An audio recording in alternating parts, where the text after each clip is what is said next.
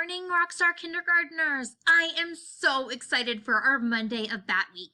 Today is also a very special day because we are going to combine kindergarten classes. So my friends and Mrs. Newland's friends, we are combining to be one amazing kindergarten class.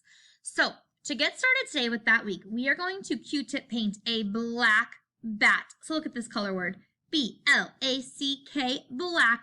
We're Q-tip painting a black bat.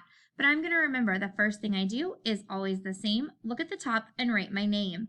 So I am putting my name at the top. And then I have my Q-tip and my black paint ready to go. I'm going to put a little bit of black paint on my Q-tip. I'm going to dot paint in the circles.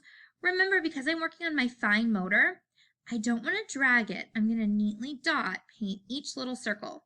Taking my time and dot painting right on the circle. Okay, my friends, you can finish the rest up on your own. Mrs. Newlands and I are so excited to see all of you in just a little bit.